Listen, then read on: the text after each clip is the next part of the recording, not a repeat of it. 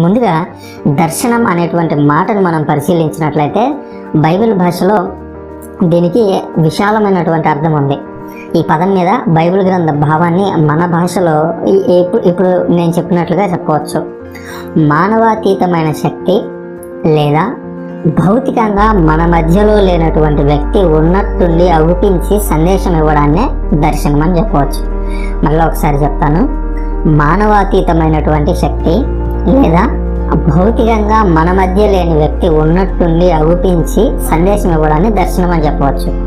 ఈ తరహా దర్శనాలను మనం బైబిల్ గ్రంథంలో ఆదికాండం 15వ అధ్యాయం 1వ వచనం, దానియేలు 10వ అధ్యాయం 17 నుంచి 20 వచనాలు, లూకా శుభవార్త 1వ అధ్యాయం 11 నుంచి 13 వచనాలు, మత్తయి శుభవార్త 17 3వ వచనం 5 నుంచి 7 వచనాలు, మత్తయి శుభవార్త 28వ అధ్యాయం 8 నుంచి 10 వచనాలు, అపోస్తలుల చర్యలు 10వ అధ్యాయం 1 నుంచి 3 వచనాలు, ఇలా చాలా చోట్ల ఇలాంటి దర్శనాలు బైబిల్ గ్రంథంలో మనం గమనించవచ్చు. అంతేగాక దేవుడు కొన్నిసార్లు మన మధ్యలో ఉండేటువంటి సాధారణ వ్యక్తుల ద్వారా కూడా దర్శనాలు ఇస్తారు. అయితే ప్రతిదాన్ని మనము దర్శనం అని నమ్మాల్సిన అవసరం లేదు. ఎందుకంటే నిద్రపోయేటువంటి ప్రతి ఒక్కరికి కళలు వస్తాయి కూడా. మరి కళకు దర్శనానికి తేడా ఏమిటి?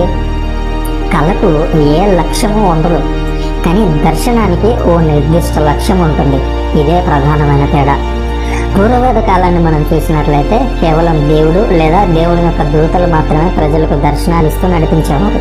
లేదా దేవుడు ఎవరో ఒక ప్రవక్తకు వ్యక్తిగతంగా తన వాక్కును వినిపించి తద్వారా ప్రజలకు ఆ సందేశాన్ని ఆ ప్రవక్త ద్వారా అందించేవాడు. బైబిల్ గ్రంథంలో మండుచున్నటువంటి పొద ద్వారా దేవుడు మోషేతో మాట్లాడటం, లోతు దేవదూతలతో మాట్లాడడం, దేవదూత దానియేలును అతని మిత్రులను రక్షించడం, రఫాయేలు దేవదూత తోబీతు కుటుంబానికి సహాయపడటం, అదేవిధంగా ప్రవక్తలు దేవుని సందేశాన్ని అందుకొని ప్రజల్లోకి వెళ్ళి చెప్పడం, ఇవన్నీ కూడా దేవుడు లేదా దేవదూత లేదా దేవుడు అనుకున్నటువంటి ప్రవక్తల ద్వారా జరిగేటువంటి కార్యాలు. అయితే నూతన వేదమైనటువంటి శ్రీసభ కాలంలో కేవలం దేవుడు దేవదూతలు మాత్రమే కాక మరికొంతమంది వ్యక్తులు కూడా దర్శనమిచ్చి దైవ సందేశాలను అందించడం మనం గ్రహించగలం.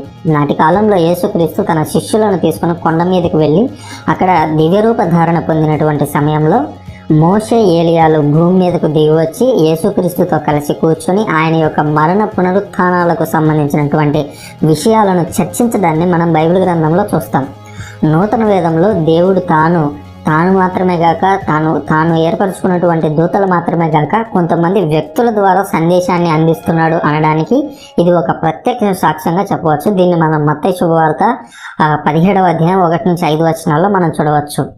కేవలం ఇది మాత్రమే కాక యోహాను గారు తాను స్వయంగా పరలోకంలో జరుగుతున్నటువంటి విషయాలను చూసి దర్శన రూపంలో వాటిని గాంచాడు. వాటిని దర్శన గ్రంథం అనగా ప్రకటన గ్రంథంలో రాయడం కూడా దీనికి ప్రధాన సాక్ష్యం.